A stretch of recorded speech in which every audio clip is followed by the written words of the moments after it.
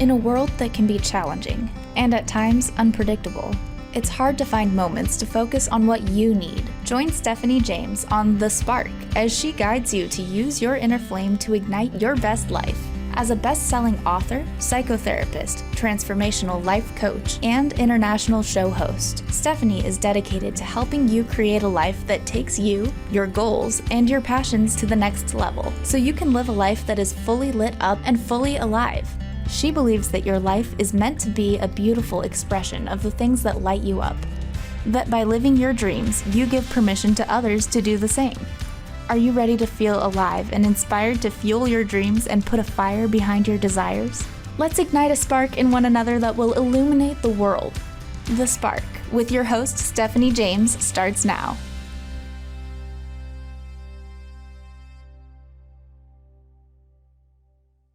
Welcome to The Spark.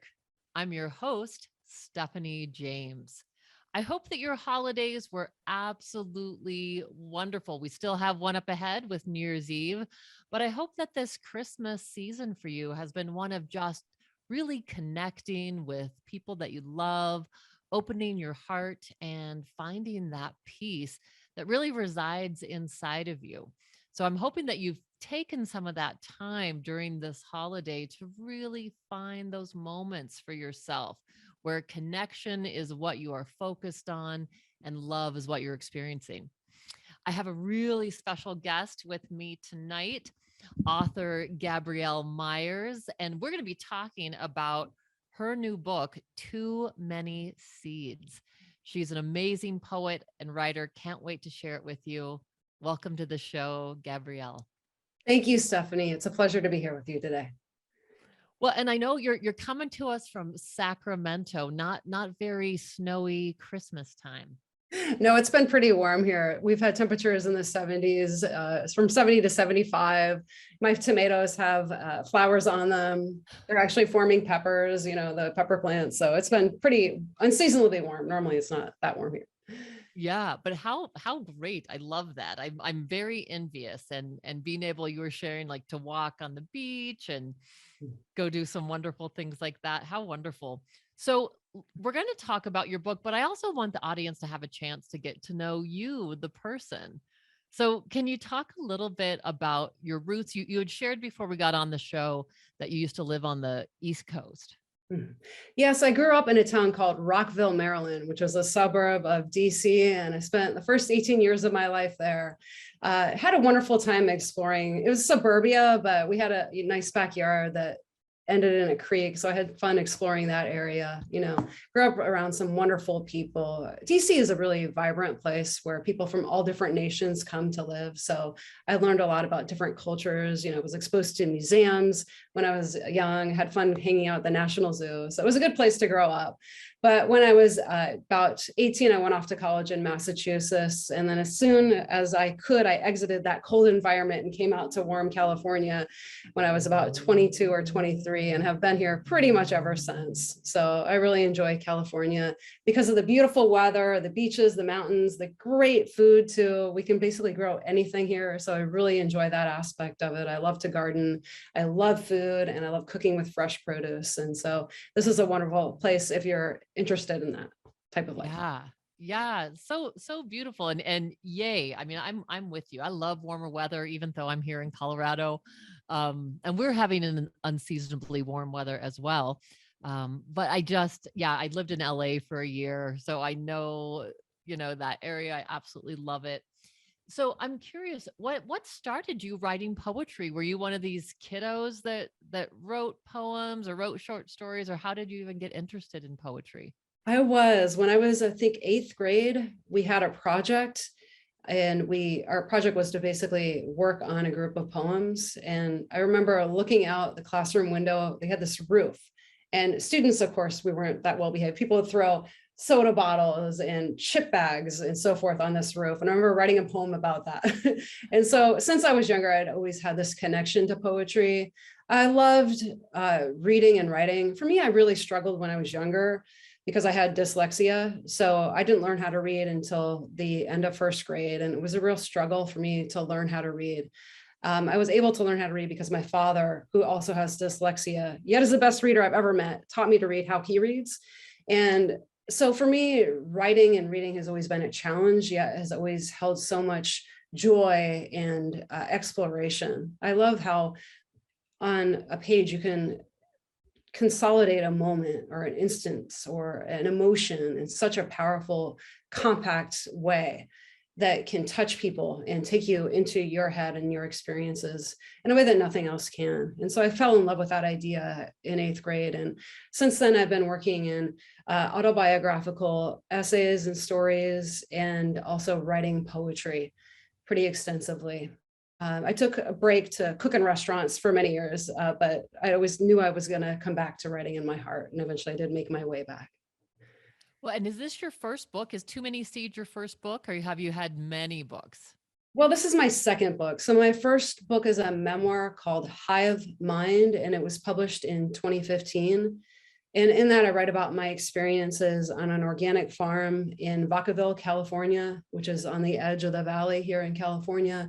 And my experiences there were very complicated. In many ways, for me, it was coming into a love with life and returning to what initially drew me to bliss in regards to cooking and existence. Really was working in the garden when I was younger, and it kind of brought that back for me.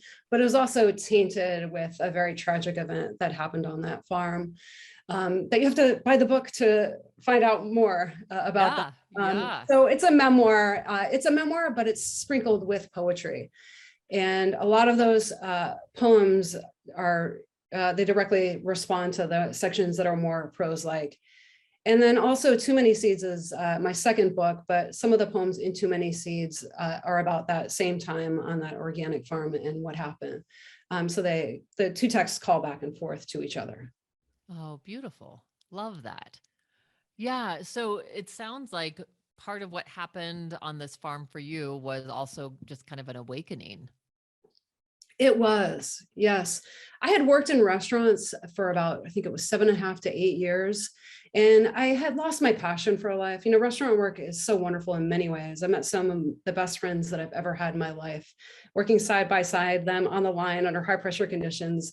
But I was living in the Bay Area. I was earning pretty low wages, didn't have benefits. It was a very challenging situation. Often you're exhausted from the work.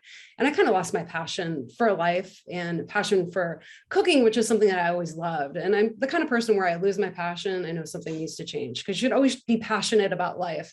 Life is too short to not live it up and feel like really ecstatic and, in bliss with it. And so I needed to shake something up. And so I went to the farm really to shake that up and to fall back in love with vegetables and life, I think, in many ways too. And I did when I was on that farm, despite what happened. For me, it was a really returning and coming into a new awareness, a new state of being, really in many ways coming into adulthood. Because when you enter into adulthood, in its true level, I think you lose some of your innocence, but you also regain some of it. And you can return to really the grounding and the roots that you felt when you were a 6-year-old running through the forest, or, ripping out a garlic plant from your parents' garden and smelling the earth and smelling kind of that majesty that the earth can provide for us. Yeah. I mean, that deep connection to nature that I'm hearing, like at that farm, obviously, it sounds like you really, literally were in touch with that. It was a blissful experience for me. We'd get up very early, and I'm not a morning person, so I chug my coffee. I love to sleep till 8, and we would get up at 6 and be out in the fields to beat the heat. So there was that. But when you're forced into, I think, a new environment in many ways, it shakes you up and it allows you to look at things in a new perspective. I'd gone from working what felt like just day after day after day in high intense kitchen environments, very enclosed and surrounded by people, to this wide open space, a 22-acre farm filled with organic vegetables. And when I woke up in the morning, I could hear the peeper frogs calling back and forth. And that in the summer shifted to crickets calling back and forth. And I was at the edge of a seasonal creek, living in a yurt. For me, it was just such a glorious experience. We'd pull onions from the field, and when they were still warm, cook them up. There was that deep touch, that you would get from holding an okra, and it would itch your skin a little bit from the latex that would rub off, but then you slice it really thin and eat it, and it's so fresh. There's nothing like that. And then the smells of the plum blossoms in the air, and you could hear the bees buzzing back and forth, fertilizing everything. So it was or pollinating everything. So it was a very magical and glorious experience in many ways. Wow. Blissful, I would say. It's nice to Yeah. have that experience in life. And I feel like that's something we should never forget and always try to return to as often as we can. Yeah. So now that you're not living, how long has it been since you've been on the farm? Since you That was in 2006. So it's been quite a long time now. Yeah. Yeah. So I'm curious then, how do you return to that today? What do you do that gives you that same sense of grounding now? I'm an avid gardener. So I live in an urban environment in Sacramento, and I grow a lot of plants here in the backyard. I think I have probably 30 pepper and tomato plants. And so I'm very active with that. My boyfriend lives on our ranch about an hour and a half away. And so when I'm there, we plant a lot of things together and cook from the garden and so forth. And so I return to it as much as possible through those modes. But then also I go to the farmers markets and my local food co-op, where they have wonderful produce from ranches and from farms, maybe 15, 20 miles away from here. So that's how I connect with it. Through cooking too, I think is such a nice way to connect back with the earth, because there's this beautiful exchange, I think, that happens when we grow food and then we cook with it and we nourish ourselves and the people that we love. That transformation, it's really a transformation, I think, of the earth's energy is quite a beautiful, elegant thing to me. It is, and as you were speaking, I was reminded of, this is a movie from so long ago, like early 90s, but it was that like Water for Chocolate. Do you remember that movie? Have you heard of that movie? And where food is just like this amazing sensual, it's like it's the transmitter of whatever the emotion is and how it's prepared. And so in that movie as well, everything was it was like from the garden, handmade, into these beautiful broths or dishes. And then it was the emotion that made it was transferred to the people that were eating it. There is that emotional element that I think gets exchanged through food. Food isn't just food. It's not just like this object. It is something that fills us with energy. I think it contains energy. And then when we prepare it with care and attention, I think it conveys our love towards other people in a way nothing else can.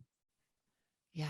Yeah. I love this conversation because it's, sometimes, as we know, anything can be abused, whether it's food or, anything else we put too much emphasis on, if you will. And so if we're consuming too much food, probably not good for us. So this intentional loving, what a beautiful, nurturing thing food can be. It can be. It can heal, obviously, through health reasons, or in healthy ways, but it can also, I think, heal us emotionally as well. Yeah. So before we get to, when we go to break, we're going to take a little break and come back. And I'm hoping that maybe you'll do some reading for us to share. I would be happy to. A little bit. Yeah. Share a little bit of this wonderful new poem book, Too Many Seeds. But before that, let's talk a little bit about how did you come up with, because it's really this blend in the book about nature and food.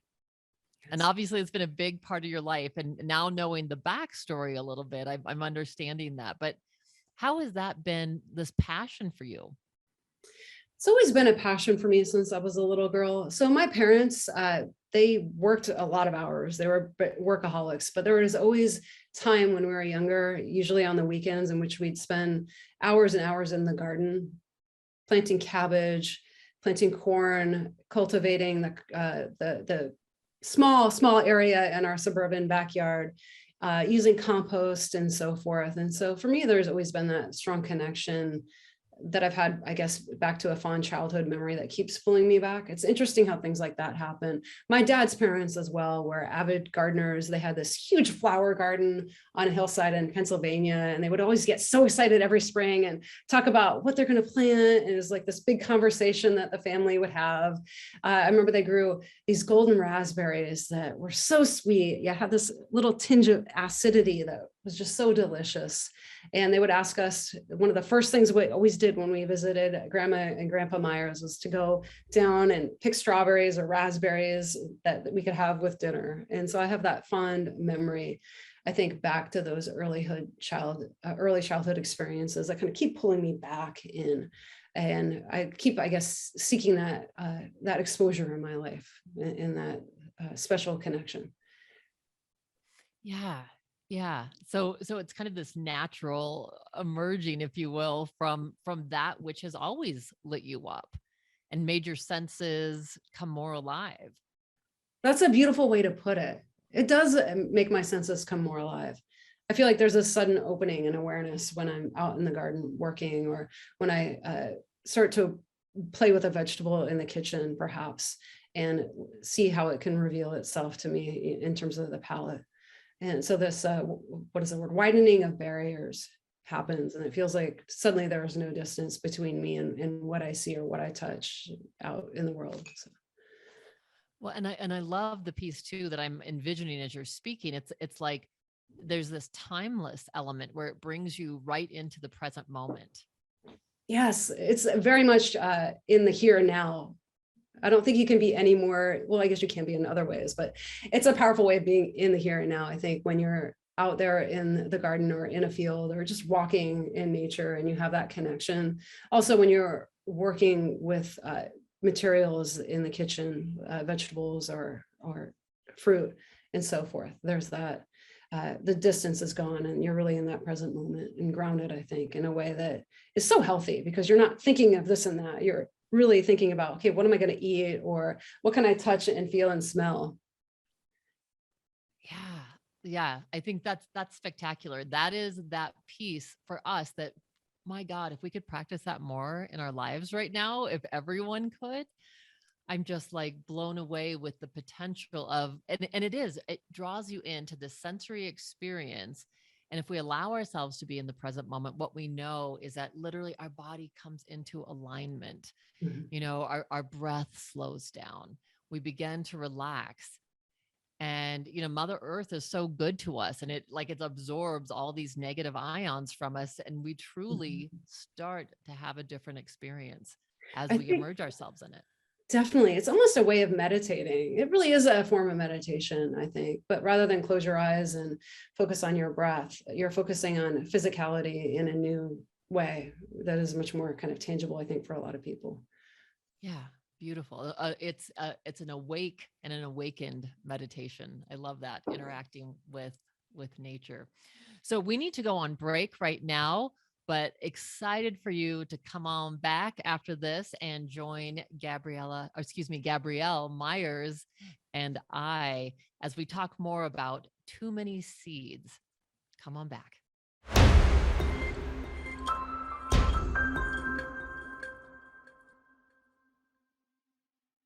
Welcome back to The Spark. I'm your host, Stephanie James. If you want to find out things that are going on, events that you can be a part of, retreats that I'm giving, or events that I'm putting on, please go to my website, stephaniejames.world.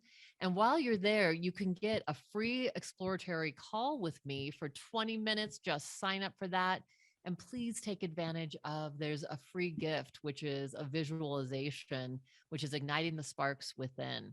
So you can sign up for that as well. I'm just so happy to serve you in any way that I can to help you ignite your best life. So I'm back here in conversation with Gabrielle Myers, and we've just been having such a cool conversation really about things that are essential for our well-being. As we're talking about nature, we're talking about the things that really matter, things that really help not just feed us nutritionally, but feed our soul as we're in touch with nature and food. So Gabrielle, I asked her if she'd be willing to share with us a few of her poems from this beautiful book, Too Many Seeds. So Gabrielle has agreed to share a few of her just beautiful poems with us. So let us know, Gabrielle. Yeah, what did you want to share? So I'd love to start by sharing a poem called Ayako, it's Pa Am To Maquette. Ayako is a dear friend of mine that I've known for about 20 years, maybe a little longer. We cooked side by side in intense restaurant environments, and also spent time walking and cooking in a casual way together. And she's a wonderful chef, the best chef I've ever met. And so this is a poem I wrote many years ago about Ayako's work. It was specifically inspired by when we worked a lunch shift together in June at Bolet's Larder in San Francisco's Ferry Plaza building. There knows, smell Ayako's meal. There is afternoon, late August. There is golden light that makes violet eggplants expand, sends sugar into gypsy peppers. There fog helps black plum tomatoes dig for water, coaxes them into pressurized drops of flavor. There is salt sea, sardines swimming, opulescent crisp skin, briny flesh held in hand, how it gives into her finger. There, kelp, plankton, and sunlight through water. There, her abandoned farm by the Sea of Japan, pickled squid, ume plums packed in salt. A snapshot of her ex-husband and his young new wife at the barn of a door. There, this year's first plum blossom, a raindrop slipped from petal. Haven't you dreamt you were in a plum orchard, bare branches set to burst white? Haven't you wondered about blossoming rose, bees humming when leaves fall and curl in the dry season? There knows, smell the basil she pinched from the garden plot in Oakland. Smell her and her new husband working in the afternoon sun last March. Sweat-logged t-shirts, compost from the kitchen, orange peels resisting decay. There, the fennel bulb she taught you to slice thin so its fingers bend like a Buddha's hand. There knows, a fermenting tomato left to rot beside a desiccating vine. Seeds meant to tumble in the soil, root next year. Here, Ayako peers into a vat black with hot oil. She turns snapping squash blossoms with a slotted spoon. Here, mouth, peppers caramelized in olive oil. Here, mouth, tomatoes slow dried in a small oven. Here, mouth, sardines still moist, barely set, pulled from thin bones. Love that. Love that. I was just following my senses to just have this experience with you as you were reading that. When you had that experience with her, and it's been a long time now, did you write some of this down then? And Yeah, then, so this poem I actually wrote way back, I think it was summer of 2007. So quite a long time ago. She's still a good friend of mine. I saw her, I think maybe a month and a half ago. So we still communicate, and talk on the phone quite often. But this was written a long time ago. So we were working at Bolet's Larder in the Ferry Plaza building in San Francisco, which is right on the edge of the water. And we just gotten sardines in from the fishmonger. And then also these wonderful tomatoes, these heirloom tomatoes. Got a flat of them straight from the farmer. Bolet's Larder, back then, and it still does it today, they really get farm fresh produce. So it's a true farm to table restaurant. They build everything from scratch. And so Ayako, we were working together there, and I just observed her care and her love. She really is the essence to me of somebody that communicates her love and her communicates nourishment to others through her food. That connection is like how there are words for her, I think, her dishes. So yeah. And you so beautifully took us there. And I guess that's what I wondered about. I'm like, how could you recapture that moment all these years later? And I'm like, you must have taken incredible notes at that time. Because what a great experience. And I love that, these moments really touched you. Touched you enough that, something then was born inside of you that put it into this beautiful form. Yeah, food touches me. I get really fired up about it, especially when people put care into their work. I mean, there's such a stark difference, I think, between something that's slammed out, and you get at some restaurant to go and it doesn't really taste that good versus something that is phenomenal and really wakes you up and brings you into life in all of its glory. So. Yeah. Well, and before we go on to your next poem, I'm curious what you've been doing since you left the restaurant. Oh gosh, life has taken me on quite a journey. So I stopped working in restaurants back in 2006. And then I worked on the organic farm. And then I went to graduate school for my master's and for my MFA. And while I was doing that, I worked in catering. I started teaching on the side through these programs that I received my degrees through. But then I was catering weekends and Fridays and working my booty off to try to make a living in Bay Area catering companies. And I also worked in the Napa Valley. So all told, I did about 14 years in the restaurant and catering industry. The last 7 years, though, I was also building up my teaching career and teaching any courses I could get at any community college or a four-year school. So I ended up working at UC Davis when I was in graduate school, teaching courses there. Went to St. Mary's College of California, where I got my MFA, and then stayed on teaching there as a part-timer, teaching there. They have a seminar program, like a great books program, and also English composition courses. Did that about 5 years while I was teaching at all these different community colleges, the classic freeway flyer situation, doing 2 courses here, an hour away, 2 courses here, an hour away, often working, from 7 in the morning till about 9 o'clock at night. And then I finally got a full-time teaching position at San Joaquin Delta College, which is a wonderful community college in Stockton, California, with teachers that really, really care about their students and are gunning for them to succeed. And then students that are really working hard, but often they're first generation college students.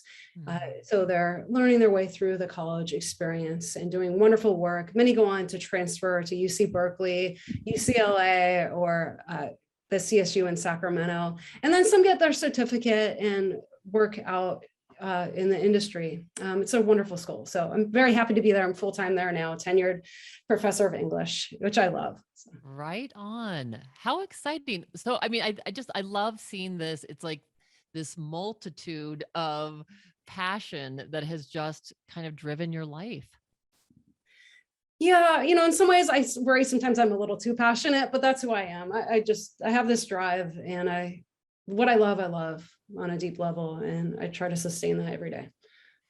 Yeah, I absolutely admire that. I have a book that's going to be coming out this spring called Becoming Fierce, Creating a Bold and Beautiful Life. And it's my second book. And when I hear people speaking about their passion, to me, that's the definition of fierce. We have a fierce emotion around something. It's not something aggressive. It's something that's ignited and lit up. And so I just see that so lit up in you. That's such a beautiful way to put it. I love that idea, because you have to be fierce in your pursuit of that passion, I think, in life. You can't be apathetic about it. You have to reach out for it and do work to maintain it. Well, and then what's so cool and beautiful about what you've done is you've taken that passion and you've extended it to others.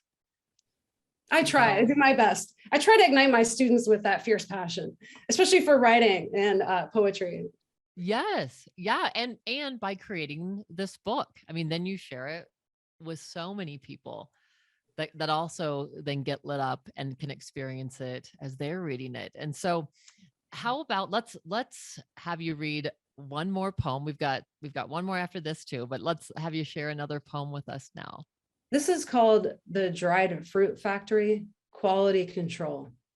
This was written about an experience that I had working in a dried fruit factory in Vacaville, California. And the dried fruit factory processed raisins and plums. It was a very intense experience for me because it was a factory environment, and it was a very stark contrast to my experience working on an organic farm or in farm-to-table restaurants. This is industrial food ag, big ag, as they call it. It was a huge nut and dried fruit corporation. And they had to deal basically with an employment agency who would hire undocumented workers.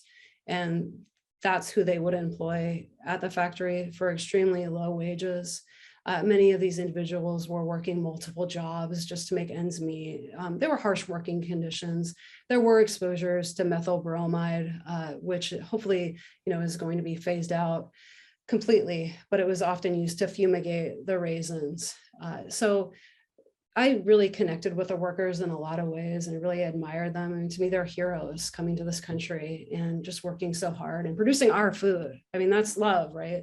Yet I really was hurt by the fact that they were being exposed to these chemicals and also not being paid, I think, what is a fair wage.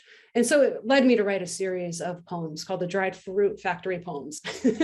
And so this is one called Quality Control.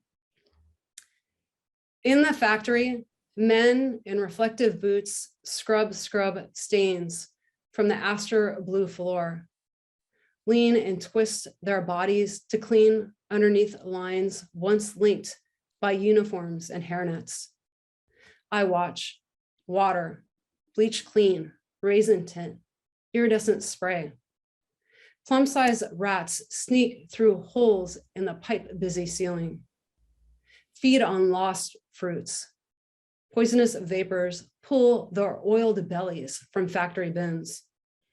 Undocumented workers sweat, touch pesticide-gassed fruits through food-safe gloves, inhale I don't know how many parts per million of methyl bromide. Pesticides hold in raisin skin still dusted, milky with natural yeast. 15 flatbeds full of families from Veracruz and Mazatlan, assigned to the plant by an employment agency. Pyramids of dried fruit, divided in boxes by the ounce or pound. Strawberries from China, papaya from Thailand, mangoes from Vietnam, cut, combined, sold as mixed fruit, packed in California. Wow. That's it.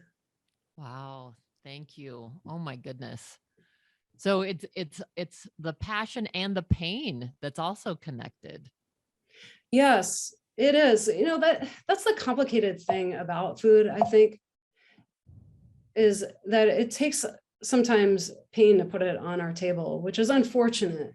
There's a difference between, I think, hard work, pulling up weeds and so forth, versus some of the toxic pesticides that people are exposed to. And, there's this big controversy, and I'm not going to argue that either side is right or wrong, but there's this big controversy in our society that we need to treat food in a certain way, and the people that work it in order to mass produce quantities of it to feed everybody, to feed the world, as opposed to a lot of people say organic ag and farm to table work is just not practical to feed so many people. I would argue the truth probably is somewhere in the middle, like it usually is. And maybe there's a medium ground that we can come to where people who are producing our food are treated with respect, dignity, and taken care of. And we're treating the food with dignity as well. Yeah, we can live in abundance and find plenty of food to survive and to thrive. Yeah, great point. Such a great point. Where, if you are aware of it, where can people find out more information about something like that? That's a good question. I would say one of the groups that I've come back to, and they were often, this was the first group that would highlight me to things such as some pesticides in my food, the Environmental Working Group. It's a .org, and in .org, I think, information one should always double check for validity, as I tell my students, but I find their work is always pretty valid and credible, and they often highlight information before the national media really covers it. So the environmentalworkinggroup.org is a wonderful site to go to. I think reading actively is always helpful. I think also talking to farmers and talking to the people that are producing our food, you can't go wrong with that. Yeah, absolutely. And that really resonates with my heart. Both of my sets of grandparents were farmers. So my grandfather on my dad's side, my dad's father, he was a wheat farmer, had 2,000 acres of wheat land in Nebraska. And my other grandma and grandpa, my mother's parents, raised sugar beets and sweet corn and had a dairy farm. So I really, as you're talking about this all, I have incredible memories, and especially of, that sweet corn. Oh my gosh, my brother and I played in those fields for hours. When I smell that, it just takes me back to such an amazing time in my life. So a lot of this really, really does resonate in such a beautiful way. And I'm so glad we're having this conversation, because it's Oh my. put me back in touch with some of that I haven't thought of. And I'm hoping, you, the listeners, will also think about those memories within you, the special connections that you've had to the earth and to food and to the purity of food. Because it was very different in those days, when I was growing up, than it is now, Lord knows. But we need to take another break. When we come back, we're going to be talking with Gabrielle Myers more just about her amazing passion in life, philosophies around food and nature and the things that are good for us. And we're also going to hear one more of her poems. So join us again right after this break.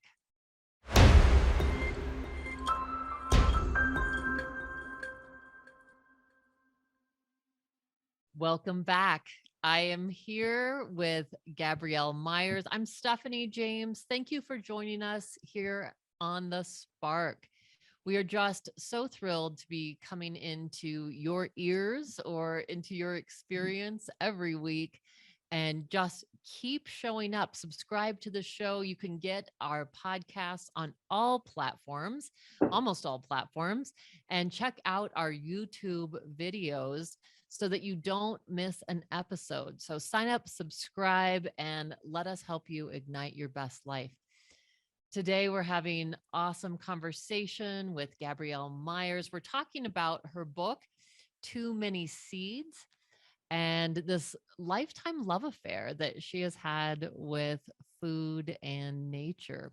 So before I have you read this next poem, I'm curious now too, what is it? I mean, obviously I'm hearing the writing and the teaching and still food and nature. What do you find during these times that we've been going through, these really challenging times? What's helped to continue to ground you, and what continues to light you up? So in addition to working in my garden and spending time with my peppers and my tomatoes that are still growing and the mustard greens that are growing at such a fast clip right now that we've had warm and rainy weather here, I love trail running. So I've been running since I was about 4 or 5 years old. I've run with my dad and my big sister in the suburbs of Rockville, Maryland. And it's something that I came back to when I was about 27, after I had what I call my dark years of smoking cigarettes and engaging in some other negative behaviors. And so I started trail running, and then I started running marathons. And so for me, there's nothing more blissful than spending time out in nature, running, breathing hard, and kind of absorbing the beauty that is around me. I think it's really, for me, it's transformational. I always feel like I'm, how to express it? I'm having an epiphany when I'm running. It gives me time to think and focus. For me, it's it's similar to walking meditation because it's very physical, but it's pushed to a different level. And so there I feel really connected with what's around me.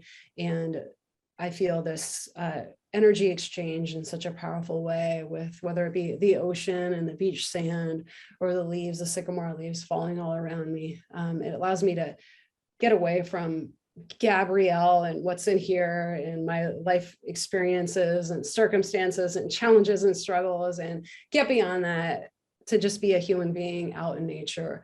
I was running on the beach the other day, and I ran for about an hour, and it was unusually warm. So it was maybe 70 degrees, and it wasn't that windy, which never happens basically on the Northern California beach.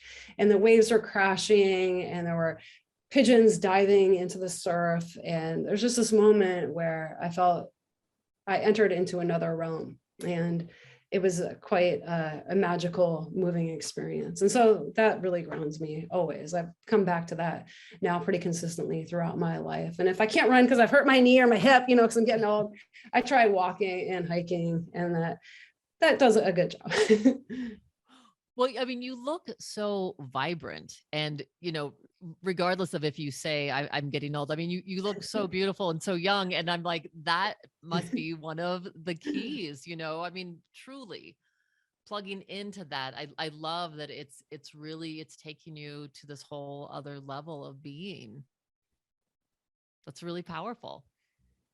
It's something that I really find great comfort in and joy. And it allows me, I get, like most people, I think everyone gets stuck. We get stuck with a certain way of thinking about ourselves and the world around us. I think running really unsticks me from that, or intense physical exercise really unsticks me from that and kind of breaks me into a new realm. Yeah. Awesome. Thank you for sharing that with us. So tell me what is the last poem that you have for us? These have just been such a treat, and I love the before stories. Thank you. So this next one is called Lidded, and this is directly about working on the farm and what I learned. It's pretty abstract what I learned, I would say, and I try to ground it in the imagery of the farm and actually pulling tomatoes from the vine. Really how you, I think, treat the earth, and specifically if you're gardening or you're farming, how you treat the vegetables. You can, I think, treat yourself with that same care. And there's a grounding, I think, that happens when we're doing that type of work that nothing else can really provide for us. And so this poem is really about how working on that organic farm helped me define who I was at that specific point in my life. And I found I moved my way towards wholeness while I was working on that farm because of the tangible work of digging in the fields and pulling down things from the vines like tomatoes. So this is called Lidded. Detail how you caw and configure a single self. Tell us how you put yourself in there. Claim speech and hook the lip. Maintain your place by saying what sound you are. Along the highway, wild fennel, ground tender, stiffens in passing car wind. Motion beats it against the guardrail. It gets tougher and bends less.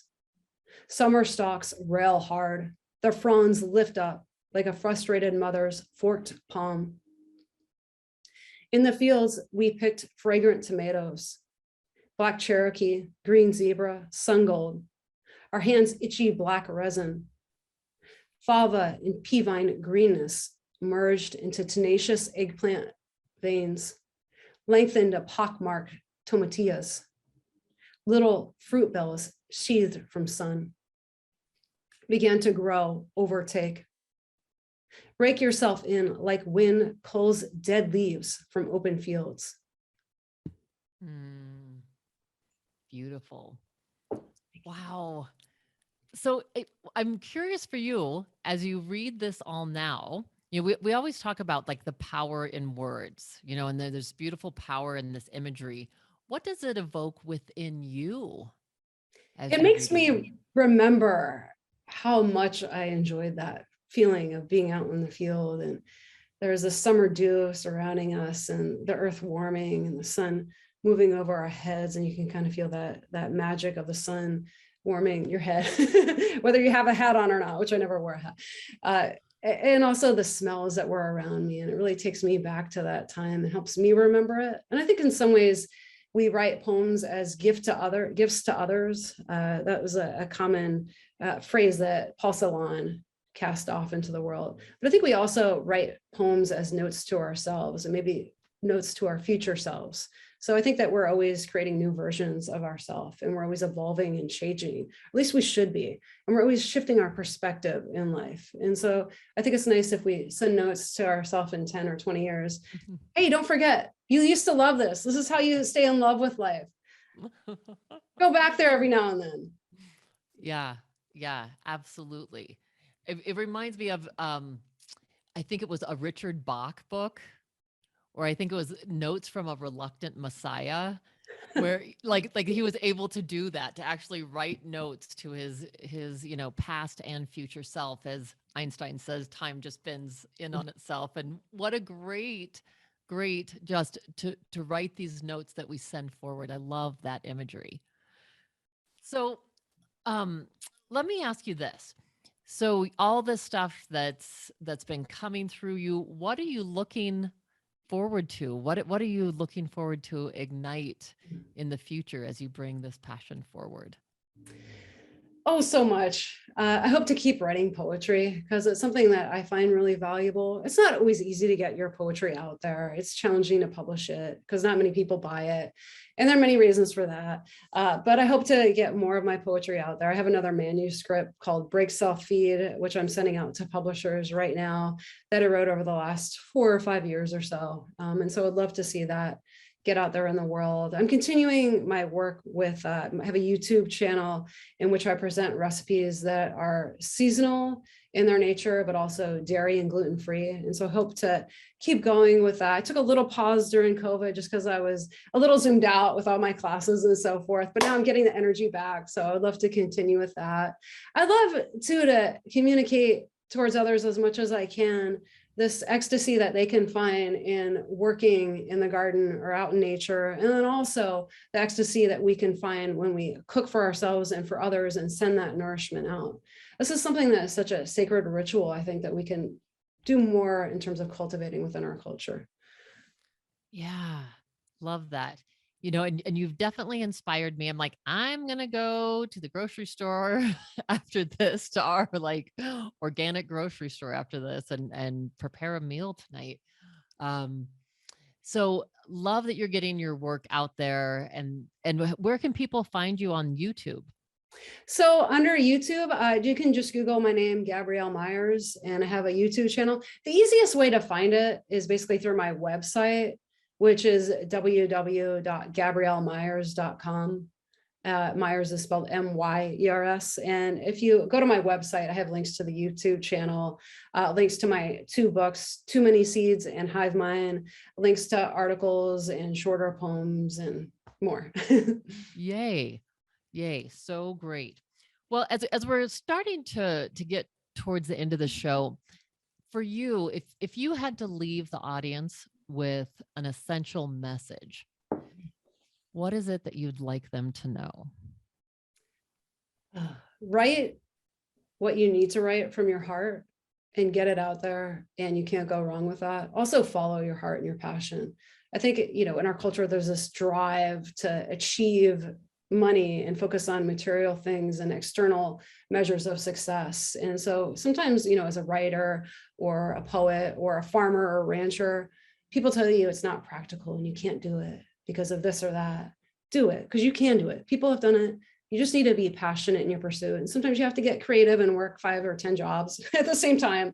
But I think if you work hard and you're really passionate about something, nothing really can stop you. And that's a message that I think our younger generation really needs to hear, because there is such that drive for the external forms of validation. So that this becomes something that's truly from the inside out. It is. I think let that internal compass tell you where to go, and then give it the support it needs to flourish and find its true gas to go forward. Well, it sure sounds like you have found that within yourself. You have this ample supply. I just can't help it. I've tried to shove it out. Please be a lawyer. But it's just not. It's great. It's great. Well, and Gabrielle, thank you so much for joining us today and for sharing your poems and your wisdom and your experience. I want to make sure again that people can find you. So if you'll share again just the ways that they can find you on YouTube and the ways that they can get your website. Yeah, so the best way is through the website, which is gabriellemyers.com, and I'll put that into the chat here. And from there, you can find links to my YouTube channel, my seasonal dairy and gluten-free recipe blog, and my 2 books as well. As in addition to that, links to articles that I have written and poetry that I've published in smaller magazines. Perfect. Wonderful. Well, thank you so much. Thank you for sharing all of this. And I just can't wait for people to read more and really dive into this book, Too Many Seeds. Thank you so much, Stephanie. It's been a pleasure to talk with you. Thank You've you. ignited my passion. Woohoo! You've ignited mine. This is like a dual relationship. This is great. Okay. Thank you all so much for joining us. Thank you, listeners, and just wishing you the most wonderful of New Year's and hoping that you all will dive into a little nature, touch a little food, really ignite these passions within you. Thank you so much, and we'll see you next week. Thanks for tuning in to The Spark with Stephanie James. Remember that you already have what you need to live a life that is fully lit and fully alive. You're already holding the flame. Now it's time to ignite your best life. Learn more at stephaniejames.world. That's stephaniejames.world. And tune in next week at 6 p.m. Pacific, 9 p.m. Eastern, only on transformationtalkradio.com. Shine on!